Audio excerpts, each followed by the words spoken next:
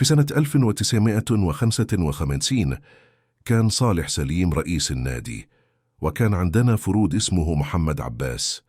كان لاعب حريف ومهارية جدا جدا، وكان المدير الفني ساعتها اسمه محمود السايس. المهم محمد عباس ده كان بيغيب عن التدريبات وأخلاقه ما كنتش تناسب الأهلي، وتحذر مرة واثنين وثلاثة، وكل مرة كان بيرجع وميعملش بمبادئ وقوانين النادي، لحد ما صالح سليم أصدر قرار برحيله من النادي وشطبه من اتحاد الكره.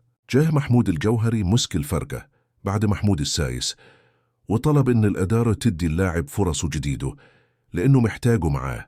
المهم محدش اداله رد من مجلس الإدارة، وسافر المعسكر في ألمانيا، وكان معسكر استعداد للموسم الجديد، وكان في لعيبه مع المنتخب عشان كنا هنلاعب المغرب. المهم الجوهري رجع شايط وعمال يصيح وعمل مشاكل جامده وخبط جامد.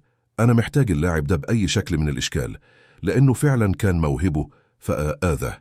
وكنا داخلين على ماتش الزمالك في الكاس في دور الثمانية، وراح عامل الجوهري حركه.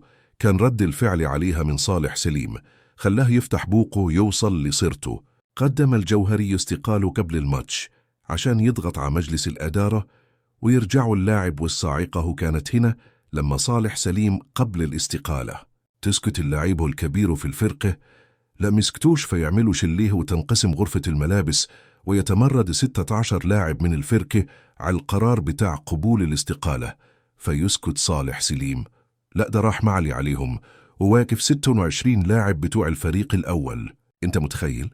يعني رايح يلاعب الزمالك، ومجرد ما حس ان في شلالية في الفرقة وشوية لعيبوا الأهلي اللي عملهم طلع لهم صوت، راح واقفهم كلهم. دخل لاعب الزمالك بفريق الناشئين في الكاس في دور الثمانية، وكسبوا الزمالك 3-2 وصعدوا دور الأربعة. وهنا لازم نوقف ونقول إن المايسترو ما كانش بتاع أبيات شعر ولا شعارات انتخابية.